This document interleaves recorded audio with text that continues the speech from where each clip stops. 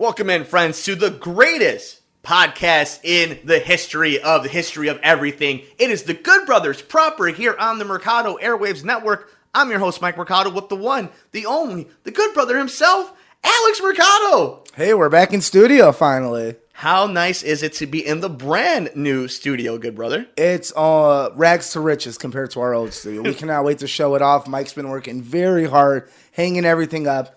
We almost have too many toys and knickknacks. Can never have too many toys or knickknacks. More shelves. Good Brother, you cannot have enough of the Good Brothers. So while we're bringing back the Good Brothers proper, we are also continuing with the Quarantine Files. Maybe we'll keep the same name. Maybe we won't. Either way, we know a lot of you guys have enjoyed the content we've been bringing. So we will still continue to bring out and pump out the greatest show in the multiverse, in the Speed Force, in the Spider-Verse, in a galaxy far, far away. The Quarantine Files. Good Brother, what do you think about us adding another show to our repertoire? Well, we've been talking about it for a while, about adding another show, and we usually, the way it works is we had the Good Brothers talking on news. News is coming back, so we feel we can bring it back, plus the new studio.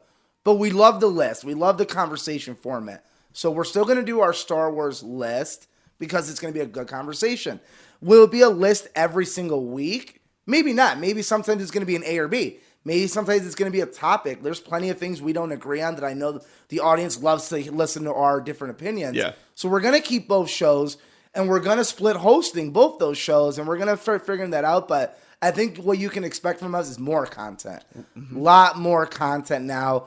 We're going to be on YouTube very soon with actual picture and cameras, video. and we're taking a real big step here. So everyone stick around for the journey. It's going to be very fun. Hopefully by end of June, early July, we're going to be in full swing of things. Yeah, and we're adding a new show to the sister station. Boo, Nicole, boo. So that's going to be a lot of fun. Hopefully you guys check that out. So we got a lot of good stuff going on. We're playing video games on twitch.tv/Mercado Airwaves Network to take care of all of you who want to play some video games. If you're missing sports, I'm playing MLB The Show 2020, and The Last of Us 2 drops very soon, so I will be playing the original version leading into the release of the new one, so that's going to be a lot of fun. Mike's also putting out a lot of great content through his outreach program, a lot of really fun, I would say fun, classy, great conversations with a lot of very interesting, great people, so really check those out. I think our outreach work has been some of the best work this network has put out, and that's coming from the Star Wars guy. I'm really, I appreciate you plugging that. Yeah, if you guys want to check it out, I had a really interesting and really,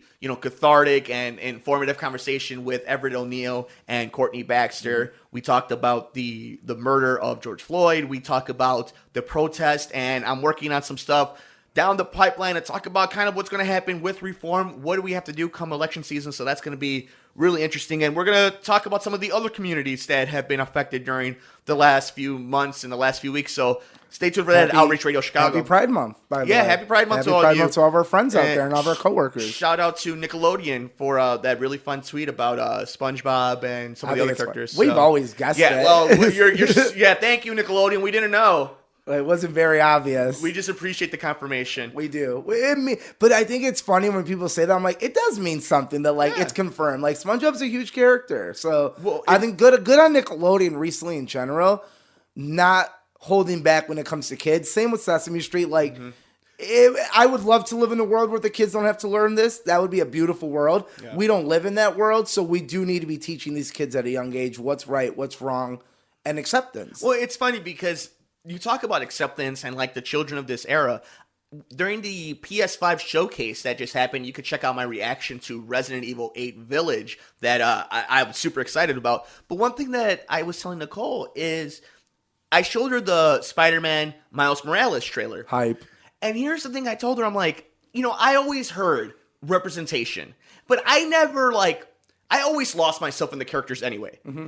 And then I saw that commercial and that trailer, and it really hit me. I'm like, man, it would have been something to have been 13 years old and had that Miles Morales, had this much love and care for the character, as him being half Puerto Rican, half black, and what that would mean for us. Something. It means as grown men, it still representation means something. Yep. So I'm like, I hate when people say it doesn't or that it's an overplayed thing. I'm like, it really is important. When you do see them on your favorite things, whether it's sports, wrestling, video games, it's super important. If you think it's not a big deal, it's probably because you have had plenty of representation your whole life. Mm-hmm.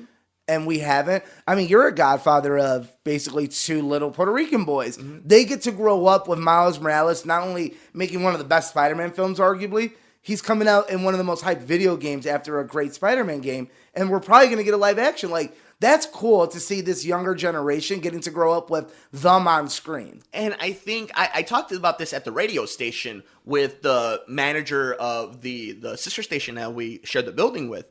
I mentioned to him that what's really cool about Miles Morales' Spider-Man is it wasn't we made Peter Parker half black, half Puerto Rican. They made a character that grew and the community got behind. He's his own and person. He became part of, like, and to me, it's just like T'Challa. It's like, or like Blade. It's like these characters were made at their time and they developed into it, and they didn't have to be forced, or they didn't have to be pressured into doing it. It's like these were born from the community's love, and like, to me, that's what's great about Miles. Good on Sony for coming out and saying this isn't just a recolorization of our last game. We're making a brand new game and a brand new story. And I'm like, that matters. You could have easily, and it would have been okay probably, have been like, we're just going to add Miles Morales to Spider-Man. You guys like that game? No, they're like, we know you like that. We're going to make a new game with him. He deserves his own game. And that's cool. That's really cool. So the way I think it's going to end up playing out is, for all you Uncharted fans, how we got Uncharted 4, this is going to be like Uncharted Legacy, where it's a story within that world. I think it's going to be about 15 to 20 hours. Yeah, like Mortal Kombat Aftermath, sort of. So, exactly. A little bit more time, but like that idea of doing that. So I just wanted to gush a little bit about that. Awesome. We'll gush a little bit because we're working on something with a Super Mercado. It's almost like Marcos. a mini Good Brothers episode but in like, there. I want to talk about Resident Evil Village coming good. out. Looks really fun. But what do you think, really fast? We'll move on after this because it's going to be a subject I'm saving for another show. But what do you think the price point is for PS5? Didn't it already come out for $700 pre-order? There's a pre-order. Yeah, I forgot who Warrior64 on Twitter, I think, brought it up. But it's a $700. I'm thinking, $699 sounds about right. How long was the PS4 out for? How long did the PS4 last? Like, what was it? 6 years? 6 years. That's a whole entertainment. Here's my thing. You're buying almost an entertainment center at that point. So, like, I think the problem is with these modern systems is, Mike, you already have an entertainment center because you've bought so many. November 2016 was the PS4. Okay, so that's hard, man. That's a lot of money. $700, and I expected it to go up. We did. I'm interested to see where everyone else puts their price range. I appreciate looking at Nintendo. They've kind of managed they only hire the price, very limited time they'll hire their prices to a crazy amount. This thing looks crazy. PS has, in general, put out some of the best games. It has the best game. Has the best game library. Shout out to Xbox Series X. That probably is going to have the best equipment. Yeah. So, like, they both are going to bring something to the table. It's tough, man. Like, you're basically paying for two systems at once just for the system. Yeah. I hope they put a nice little bundle. Yeah. Again, this is where it's leading. Like, I remember back in the day, like, the number $299 sticks in my head so much because that's what every system cost. And then when the first one came out, it was like $399 for a PS3. No, what? PS3 was $599. Or PS2. Like, oh my God, like, that's a lot of money. But you kept going. And like I said, beside Nintendo, we should expect these prices to keep increasing. My advice, buy a bundle. Try to get the best deal. Layaway is a hell of a thing to use if you can. I don't know. What do you think, Mike? You play more video games than I do. I still have an Xbox One that's lasted me a very long time that I use as an entertainment center. What do you think? Is that too much money? Yeah, I mean, the PlayStation 3 came out at $600 when it first released. So that was definitely the moment I remember the gas everybody had when that was dropped. And that wasn't even a great system. No, that was probably the weakest of the PlayStation line. Yeah, that was. That's the bottom of the list. I have not enjoyed the Xbox One this generation, and I am an Xbox guy. I don't play games on it. Yeah, I do not play any games on it. I try to get through a few of them, and I have, but like, to me, I think Xbox Series X is going to be super dope. Mm-hmm. I think the problem it's going to have that Microsoft just needs to get back with the community. They need to get back to top tier franchises that are exclusive to it. Yeah, I need a great Halo game. I don't play video games, and I know that. Yeah. That's an issue. If I already know your library sucks, I don't play a lot of games. I get my news from you and our network.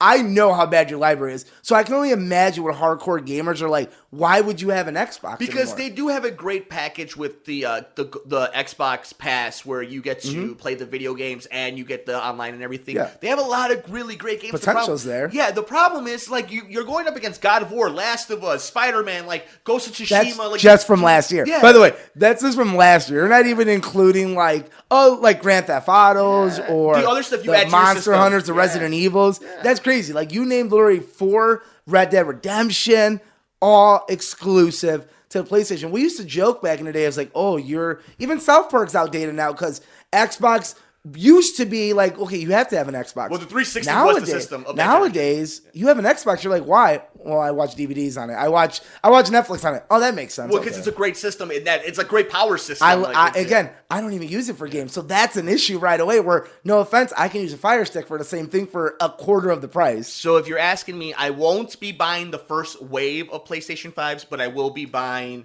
the PlayStation 5 first. Okay. So that's where I'm at. Get a Switch. I already have a Switch. That's right. So, guys, get a Switch. It's the best. It's the best secondary. Good for Nintendo. It's the best secondary one. Good, brother. Speaking of secondary, let's talk about a secondary pay-per-view. Did we get to talk about In Your House? Oh, you want to talk a little about In Your House? We can talk a little about In Your House. I mean, it happened. Hold on. Hugh Jackman, hold up. All right, go ahead. Let's talk a little bit about... It was good. It was really good. It was very old school NXT. I think it's the most of that NXT feel we've had in a while. Yeah. I think it's the best pay-per-view we've gotten out of the no audiences. Even though it had an audience. Like without the closed sets. Yeah. I think it's the best pay-per-view we've gotten. I was most entertained. I thought every match delivered. Yeah. Sorry. I really enjoyed it. I don't think we're going to get that tonight, but I really enjoyed In Your House. I really enjoyed In Your House. I thought the Karrion Kross Ciampa thing was really good. I wanted We called a lot. I wanted a little bit more of a squash, but it is what it was. I didn't enjoy Cole versus Dream as much as the other cinematic matches. But we went into it with low expectations of like, I don't think this is not going to be good, and we're like, okay, it wasn't terrible. Dexter Loomis, he's cool. I think he's like fun. He's got what could be a cool gimmick. He's obviously jacked to the gills, so it's like he's got all the potential. Look at him. I love his theme song. I think his entrance, it's a little bit of his Stranger character Things. work is great. Like he's killing it. But I don't like Shaw in TNA, so I'm like, am I gonna like him now as Loomis here? But so I thought it was really cool. I want to see what happens with Finn. I'm a little bummed that we didn't. NXT title or the North American title looks like. This is my biggest problem with NXT TakeOver. Had the pit fight been on that card, 10 out of 10 pay-per-view. NXT TakeOver In Your House did not have a marquee moment that it thought it was going to have. It thought it was going to have one with Adam Cole and Velveteen Dream, and nothing came from that match. It didn't have that moment like the other one. A lot of 3.5 stars. It didn't hit that 4-star level. Same thing with Karrion Kross. Karrion Kross came off looking good. Obviously, Scarlett is awesome. Yeah. But like, and now he's going to be the next champion. But there wasn't that moment. Like, he didn't destroy Ciampa. Ciampa wasn't bleeding. Yeah. Ciampa wasn't incapacitated. It's a long story they're telling. So this was an NXT where they were trying to make it WrestleMania-esque because it was In Your House. I agree with you. But other than EO winning is probably the moment of the pay-per-view. Winning, yeah. That's the moment. I'll give you that. That was a 1 4-star. Yeah. But they could have. Usually we expect like 5 4 stars. Yeah. And we didn't get I'm that. with you. I think what would have made it a perfect pay-per-view is 2 things: the pit. Yeah.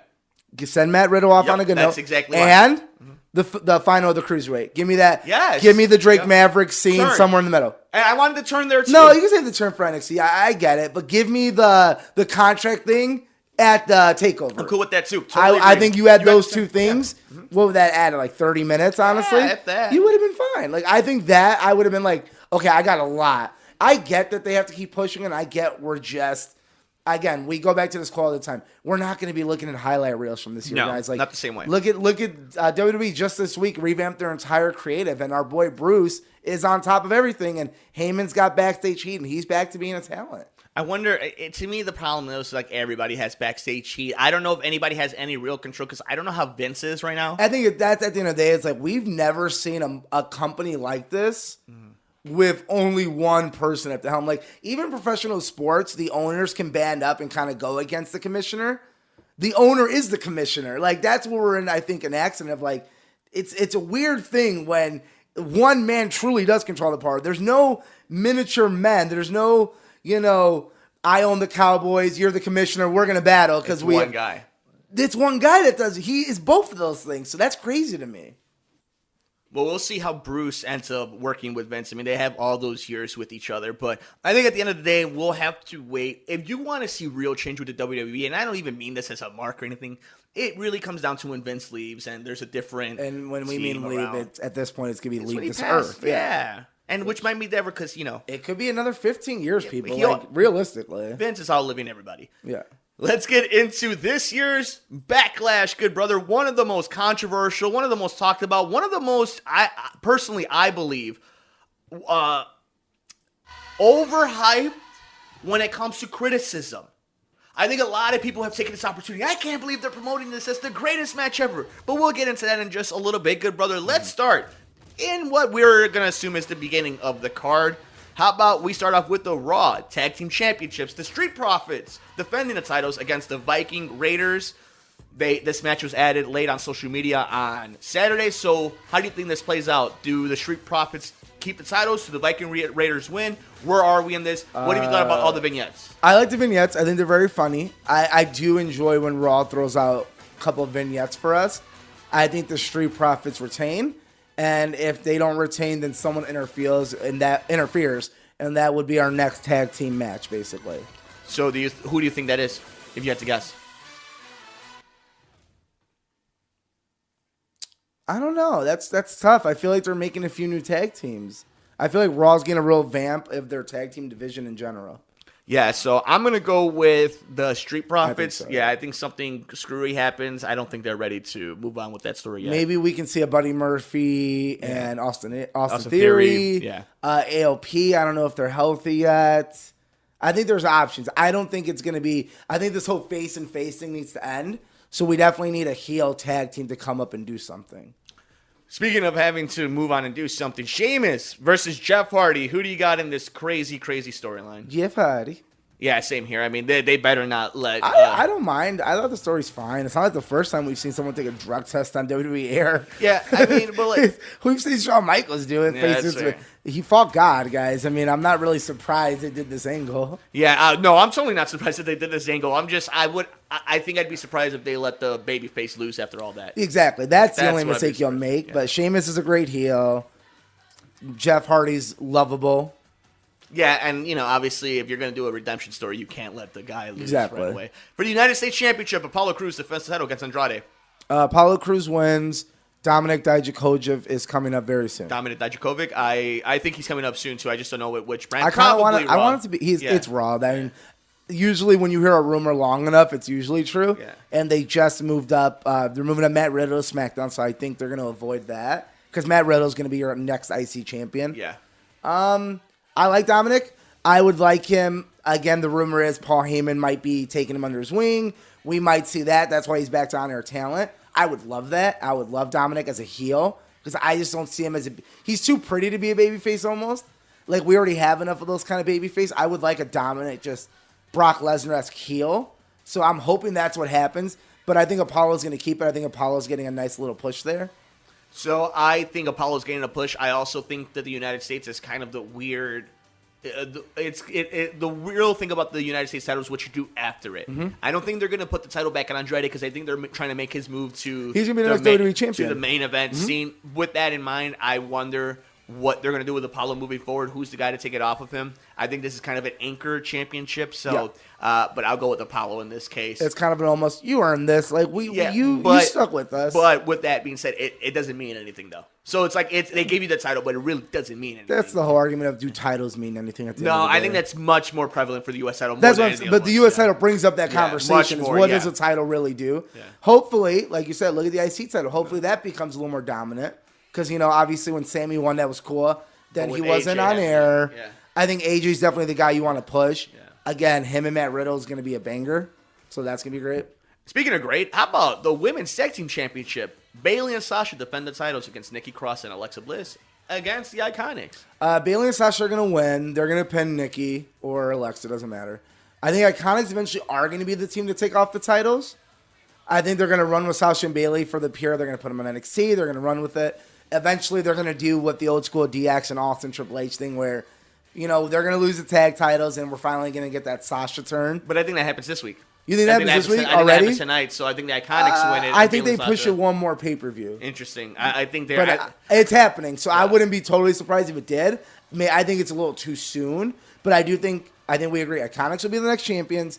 The turn is coming. Sasha will be your next SmackDown champion. For the Raw Women's Championship, Asuka versus Nia Jax. Asuka defends the title. Asuka wins. All right, we can move on. Unless it's Charlotte Flair. Asuka beats everyone except for Charlotte. Yeah, we can move on. For the Universal Championship, Braun Strowman defends the title against The Miz and John Morrison. We can move on? We can move on. Braun Strowman. We're waiting for, I think, a strong heel to come in and take that title away. The best programming to make you think there's a chance that there's a title change. The WWE Championship, Drew McIntyre defends the title against Bobby Lashley. I wish Bobby Lashley was on SmackDown because I think Bobby Lashley would be a great SmackDown champion. But it's Drew McIntyre. And I'll give him this. This is the best building of a babyface champion we've seen in maybe 10 years. Since Daniel Bryan. And I'd argue this is the best building of a guy who's not going to win a championship that feels like, damn, they could pull the trigger on him. And if they do, you're going to be like, all right, they pulled the trigger. And a lot of that's MVP. Yeah. So if Bobby Lashley's work, his presence, but MVP's mouthpiece, I think you agree with me. Some of the best TNA work was when we had MVP and Bobby Lashley and that trio. And then I love that. And Bobby Lashley went on to win every title. I thought that was my favorite. And went against Drew McIntyre. All right, good brother. We have finally made it. It is. We got Drew. We got Drew.